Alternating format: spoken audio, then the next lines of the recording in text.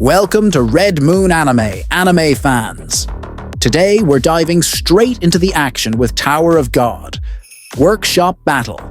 Get ready for intense chases and non-stop suspense.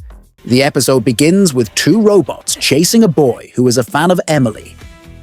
He manages to hide in an alley, and the robots leave. As he relaxes, his phone slips from his hand and starts ringing.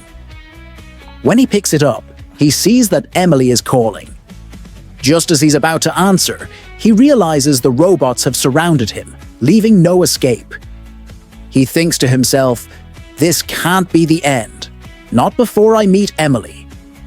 In a sudden twist, Viole appears and destroys the robots with his Shinzu power. Afterward, Viole checks on the boy and asks if he's okay. But the boy angrily shouts at Viole, asking why he did that. Confused, Viole listens as the boy explains that Viole just attacked a workshop patrol. Panicked, he tells Viole they should run before things escalate, urging Viole to follow him. Then we see a robot scanning the street below, while Viole and the guy hide on a rooftop. The man identifies the robot as a blue dog, a powerful unit from the 30th floor. He explains that when robots are destroyed, stronger ones are sent to track you down. Grateful that Viole saved him, he admits they are now being pursued by an even more dangerous patrol, and they can't possibly fight a blue dog. Viole asks what they should do next. The man responds, "Give me a moment," and starts chatting with the bot, Emily. He asks for directions, and Emily advises him to head to D52. With that, the two begin to leave together. They arrive at a location where an unfamiliar device catches Viole's attention. Curious, he asks the man what it is. The man explains that it's a jamming device, designed to disrupt the flow of Shinsu and block radio waves within a certain area.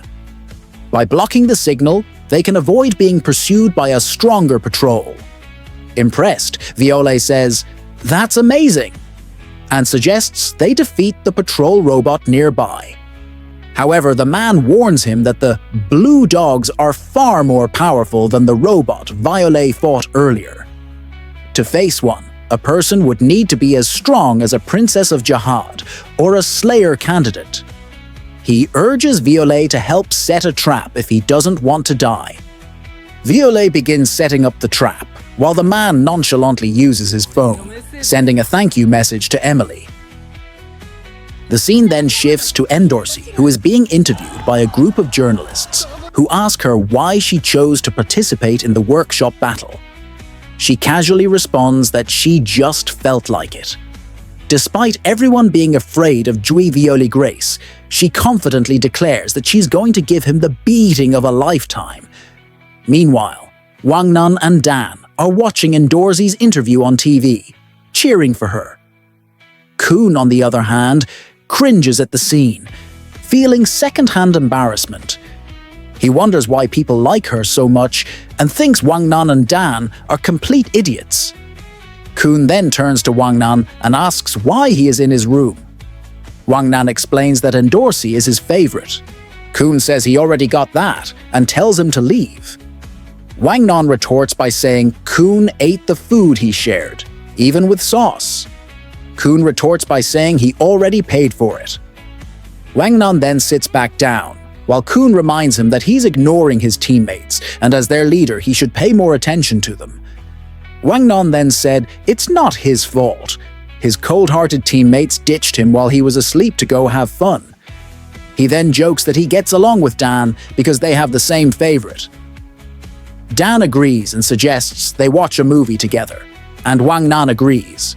Meanwhile, Coon wonders why they were called to the island 2 days before the floating ship leaves. He suspects something's up. As they continue watching, Ship's interview plays on TV, where he claims Jui Viole Grace is just another regular.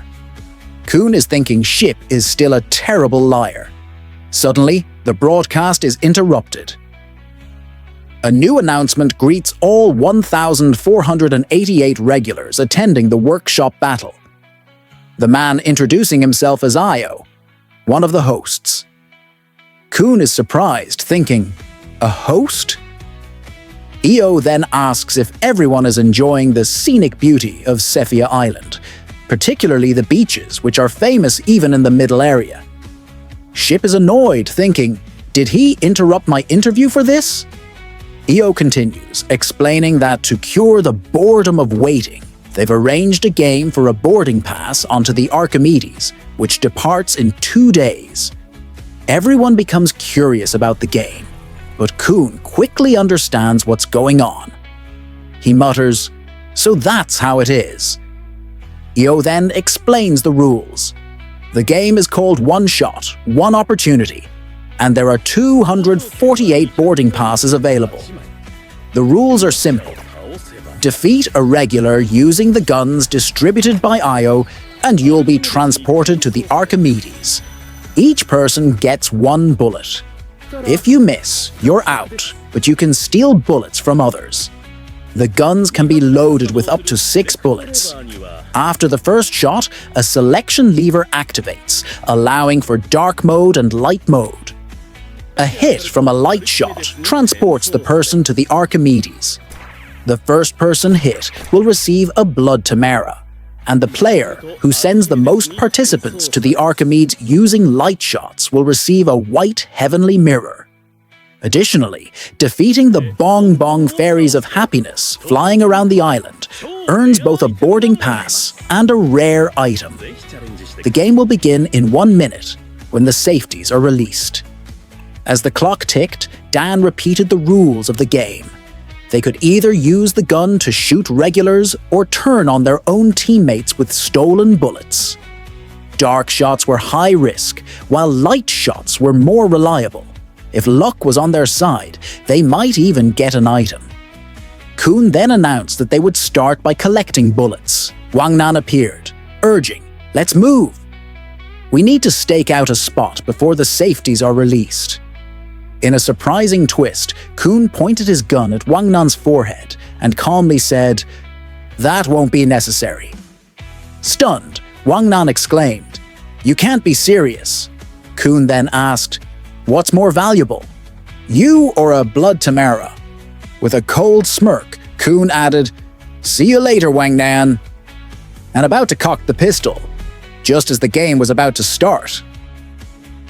Wang Nan begins shouting loudly, which draws the attention of 2 men who rush into the room. However, Coon quickly takes them down, disarming them and snatching their bullets.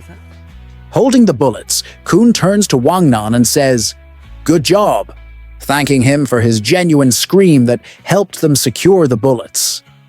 Wang Nan, breathing heavily in the corner, responds, "You really scared me. You should have warned me beforehand." Coon smirks and asks Dan if he would have acted as convincingly had he been warned. Dan agrees with Coon's point. Just then, Coon's pocket receives a message from Goseng, asking if everyone is okay and reporting that they've lost contact with Prince and Missing. Wang Nan expresses confusion, thinking they were all together. But Goseng explains that Prince and Missing are afraid of heights, so they split up. Coon then turns to Wang Nan and asks, "Do you want to try something stupid?" The scene shifts to Ship's team, who are complaining about how quickly people have been eliminated since the game started. Lore mentions that some teams might be shooting their own members for the items. Hatsu agrees, noting that staying together as a team seems like a disadvantage. While you could gather enough bullets to board together, being recognized as a true team is unlikely. Hatsu then asks Ship a pressing question: why Ship rented rooms so far away? Ship defensively responds, saying the rooms have the best view.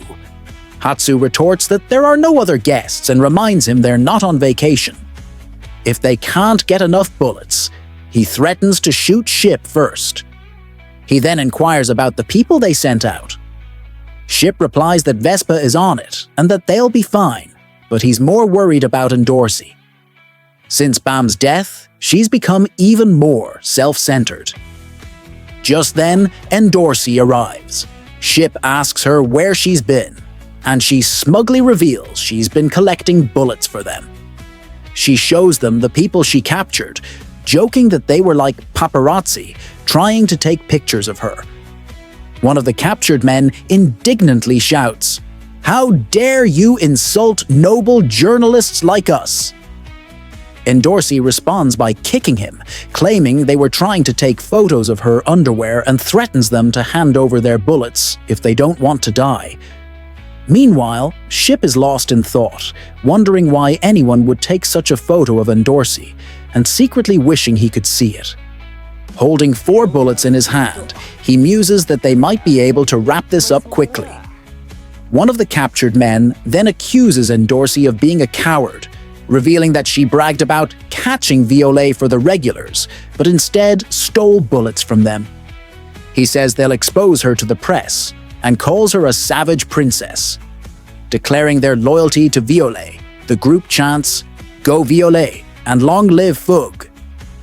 Hatsu asks the guy where Fug is, and they reveal that Fug members are staying at a nearby hotel. When Hatsu asks if this is true, the journalists assure him they don't underestimate their information network. Hatsu then asks Ship what they should do. Ship, realizing the number of available boarding passes is dwindling, decides they need to act fast. He says, "Let's go put bullets in their heads," and commands his team to take their positions. They're going after Fug. As Ship and the team leave, one of the captured men asks Endorsi how his performance was. She casually says it was fine, and confirms the information about Jouer Viole Grace with them. She then leaves, taking her phone and chatting to Emily to confirm Viole's location, saying she's off to enjoy the main event. Meanwhile, Viole's teammates discover that he is missing. Reflejo blames Xia for failing to keep an eye on him, expressing frustration that they can't contact Viole and have no idea where he has gone. He demands to know how Xia plans to take responsibility for this situation. Yuto steps in, telling Reflejo to stop. He points out that there's a regular on the light tower out front. Reflejo dismisses this, saying they're just regulars and it doesn't matter. Yuto counters that they are not ordinary regulars. It's Anak Jihad. Meanwhile, Ship and Hatsu are observing Viole's team from across the rooftop. Hatsu mentions to Ship that it seems they've been noticed and asks if they should make their move. Ship responds, saying there's no rush. They'll spook them while waiting for the others to arrive, and he plans to collect bullets in the meantime. He also wonders where Endorsi is. At the same time, Yuto tells Reflejo that Anak hasn't made a move yet. She must have realized they don't have bullets. Yuto believes Anak is waiting to strike when they're under the most pressure. Reflejo wonders why they had to run into her now. Yuto points out that their exit is blocked and asks what Reflejo plans to do. Reflejo says they'll wait for Viole to return. Ran then remarks that the longer they wait, the worse their situation becomes. Reflejo insists they can't leave without Viole. When Ran asks what they'll do if Viole doesn't come back, Reflejo coldly replies that he'll kill everyone.